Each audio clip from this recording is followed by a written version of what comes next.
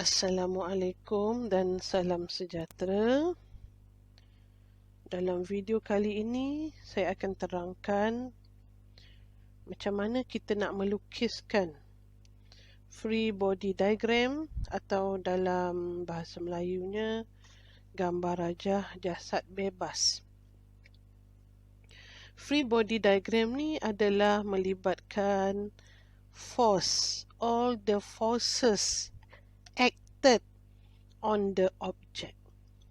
Okay?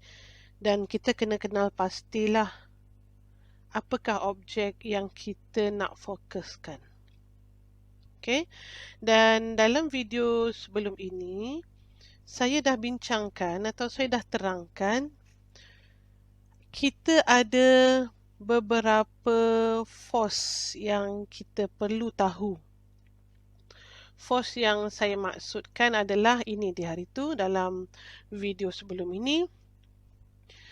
Ada 5 forces, 5 forces acted that may be acted on an object, okay, ataupun on a body, iaitu weight when it has mass, tension jika ada tali, tegangan, ada takal, ada puli, ya.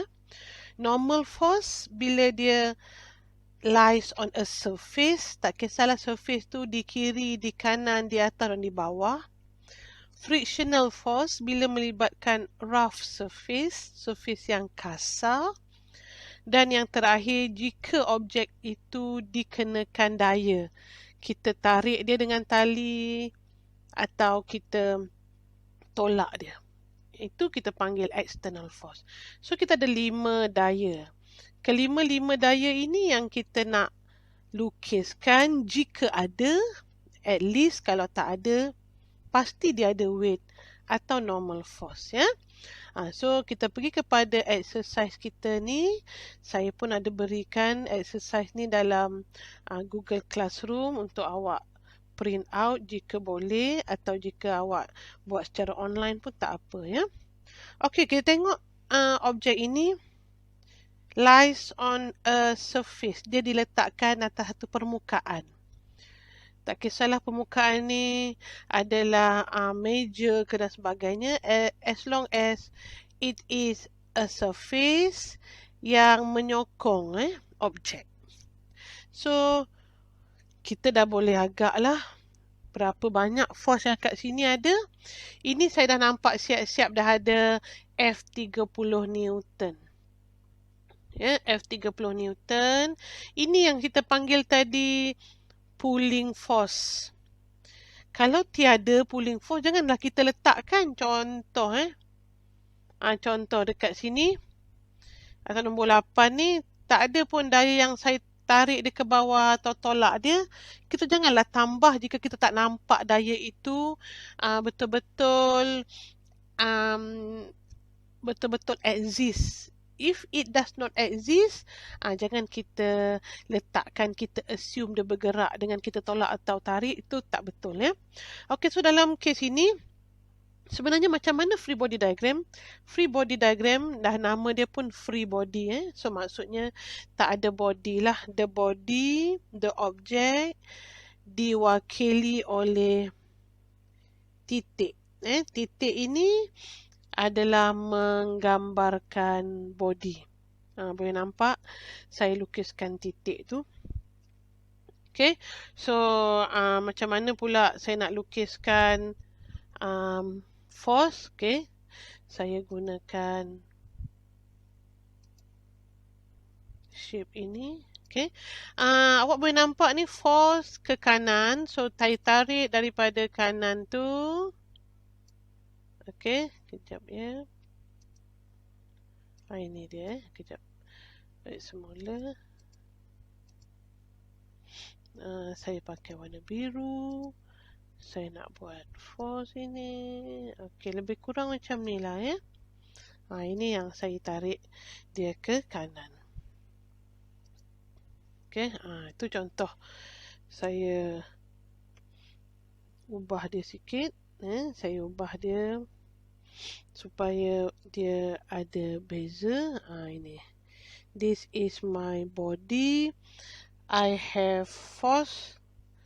Yang mana force saya tu ke kanan, itu saya panggil pulling force. Ini adalah F pull. Kalau tak letakkan sebagai F pull, FP pun boleh. Apa-apa yang awak rasa selesa lah. Okey, kemudian saya lukiskan ni satu, acted on the object. Dia ada mass, so dia ada weight. Okey, so weight dia adalah ke bawah.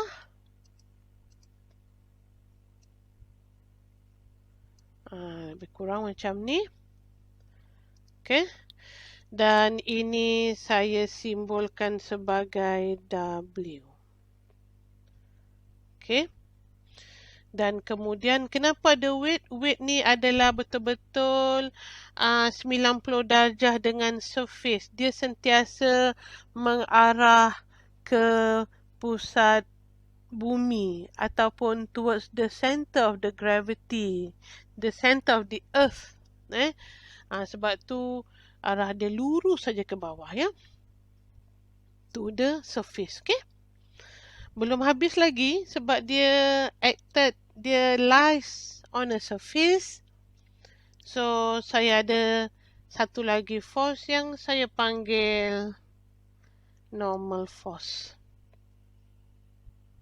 Okay, normal force. Ini saya panggil normal force, N. Kalau suka dengan R, letakkan R. Tapi dia memberi maksud yang sama. So, this is what we have for our free body diagram. Saya ulang semula. Kenapa ada weight? Because we have mass. Kenapa ada normal force? Because it lies on a surface. Kenapa ada pulling force? Sebab kita boleh nampak external force exist kat sini. Okay? Seterusnya, kita tengok lagi jika melibatkan sudut pula. Dan kat sini dia melibatkan kinetic friction, arah yang bertentangan dengan motion. Kenapa saya kata arah ke kiri, kinetic friction ni? Kenapa? Sebab saya tarik dia ke kanan. Kinetic friction sentiasa melawan arah gerakan. So, saya ulang balik apa yang saya buat ini. Sebelum tu, saya nak tunjukkan apa force yang terlibat. Pulling force, tapi ada sudut. Ada weight, because dia ada mass, dia ada weight 90 degree ke bawah, 90 degree to the surface. Ada kinetic friction ke kiri, ada normal force ke atas. Okay. So, lagi sekali, saya lukiskan. Okay.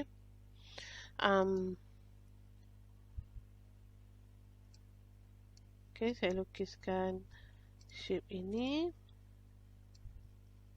ke bawah, normal force saya.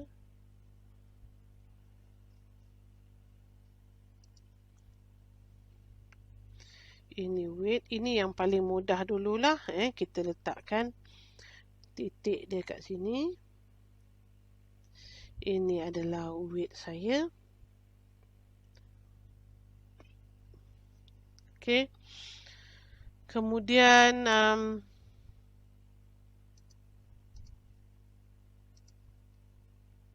pulling force ke sini. Ini ada sudut. Okay, ada sudut. So, ini sudut dia saya tuliskan dulu. Takut awak nanti terlupa.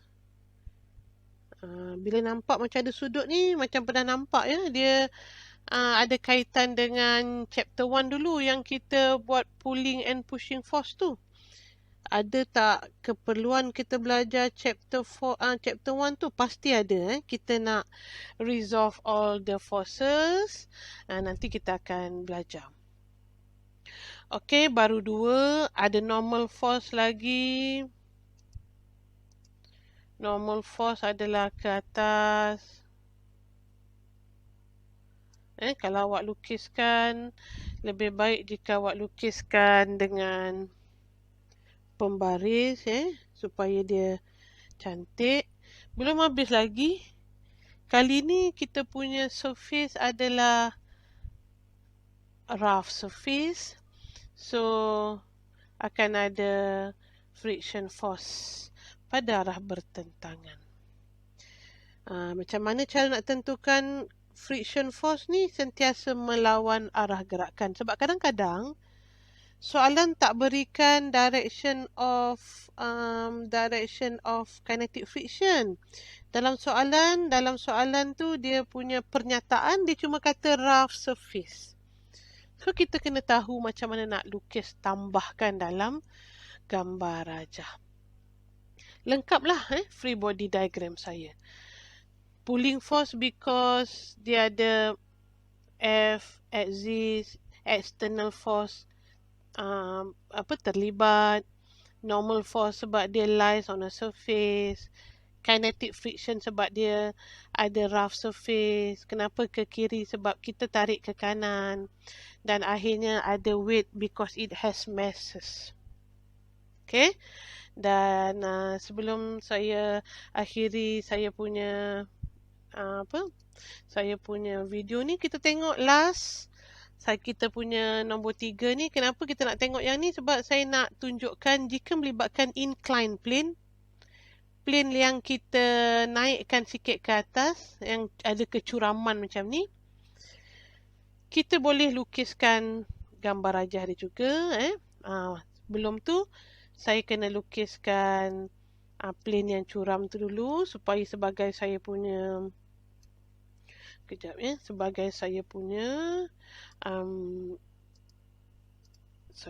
panduan. Ini kecuraman saya tu tadi, plane saya tadi yang curam tadi. Sekejap. Okey, bolehlah. Okey, saya panjangkan sikit. Lebih kurang dia 30 degree kecuraman dia. Apa saya nak buat dengan ini? Saya nak jadikan dia dotted line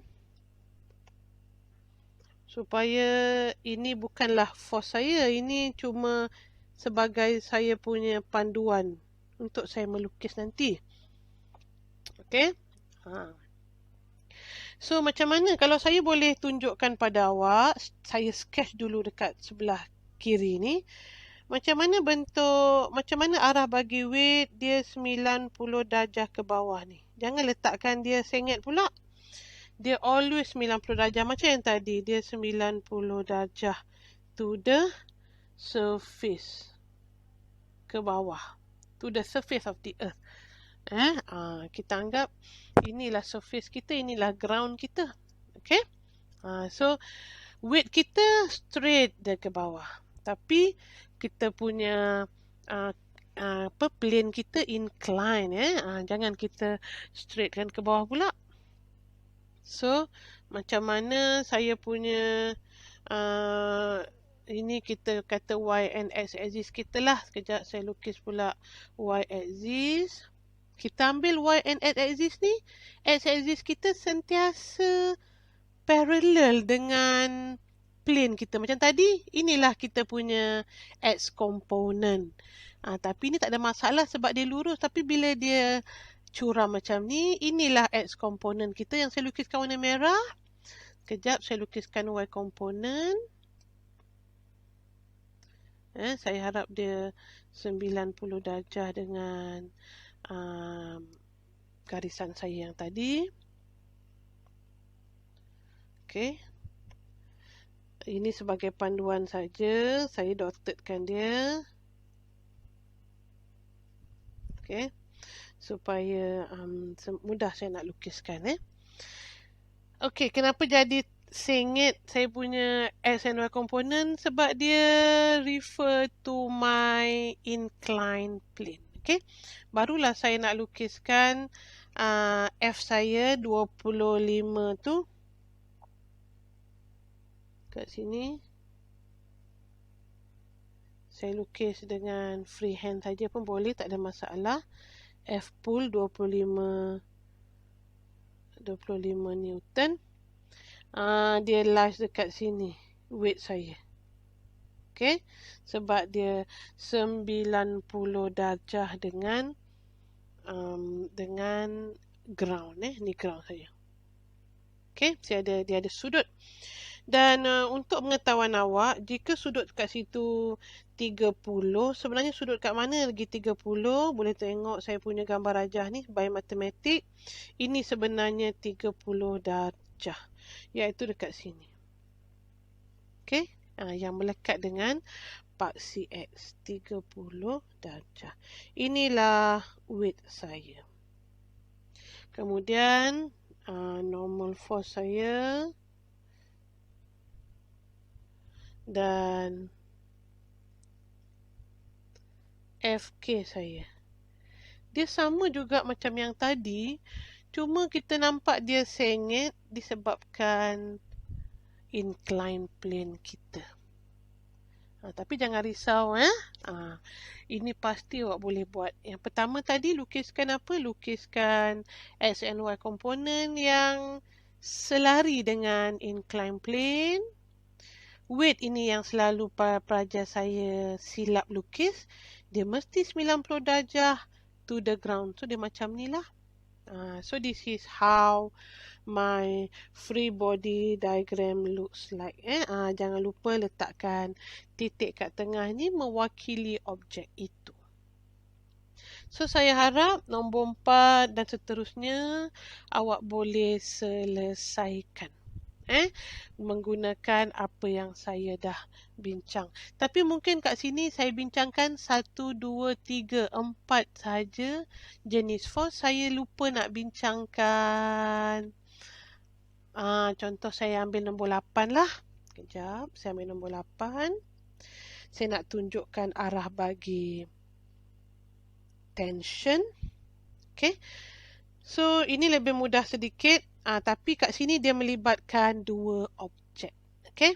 So, saya nak lukiskan divider dulu kat sini. Seolah-olah macam ada kolom. Untuk saya bezakan apa?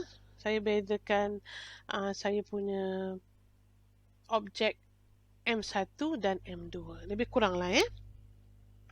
So, ini M1 saya. Sini M2. Bila melibatkan lebih dari satu objek, kita kena lukis free body diagram secara berasingan. Okay. So, M1 saya iaitu yang ini. Walaupun dia tak tuliskan dia ada mass. So, saya nak berilah dia ada mass. Sebab dia ada M. Kita letak, dia adalah mass dia. Contoh ada 1 kilogram. Ini adalah katakan 0.5 kilogram lebih kurang. Okay, so apakah saya punya free body diagram untuk soalan nombor 8 ini? Of course, dia ada weight ke bawah. Okay. Ini weight ke bawah. Ini objek saya yang diwakili oleh dot ni. Okay. So, ini saya punya weight. Kemudian, bila dia melibatkan tali, ada takal dan sebagainya, of course lah kita kena kaitkan dengan tension. Mana arah bagi tension? Sentiasa mengarah kepada kita punya takal. Apa yang hold the object.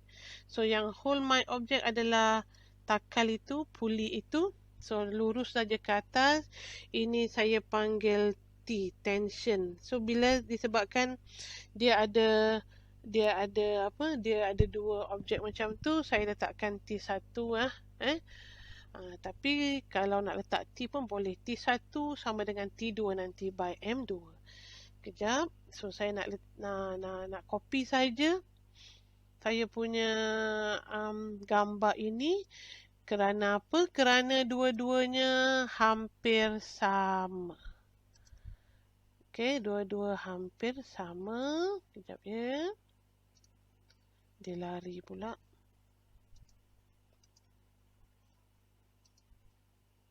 Okay, tak apa.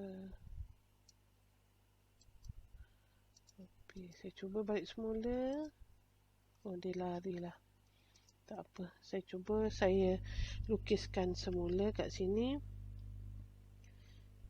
Saya ulang semula yang tadi. M2 pun ada weight dia. Ini weight 1, ini weight 2. Okey. Dan ada T juga. Ini saya panggil T2. Tapi disebabkan dia menggunakan tali yang sama, dia dipegang oleh tali yang sama, M1 dan M2. So, T1 sama dengan T2 ni satu konsep yang awak perlu tahulah. Okey, sebab apa jadi macam ni? Sebab saya ignore the friction at the pulley. Pulley tak ada melibatkan sebarang friction. Kita anggap pulley tu licin sahaja. Tapi itu nanti kita akan bincang dalam chapter rotational kinematics of rigid body. Tu tak apa, tak ada masalah. Tapi at this point of chapter 4 pada tahap ini yang awak perlu tahulah, bila melibatkan tali yang sama, so T dia adalah T yang sama. Dan arah mana tension ni sentiasa mengarah kepada pulley ataupun apa yang hold the object. Contoh macam ni lah, nanti kalau awak lukiskan macam mana arah bagi tension yang kena kepada M1, ini arah dia, T1. Mana pula kat sini? Ini, T2. Arah dia sentiasa mengarah kepada pulley. Tapi janganlah lukis macam ni, kena lukiskan dengan cara yang saya ajar ni lah. Letakkan point, lukislah T1 dan T2 macam tu. Okay, so itulah dia apa yang saya nak bincangkan bagi free body diagram. Dan dalam video saya sebelum ini, saya ada bincangkan tentang all the basic forces yang terlibat. So itu saja. Terima kasih kerana menonton. Assalamualaikum dan salam sejahtera.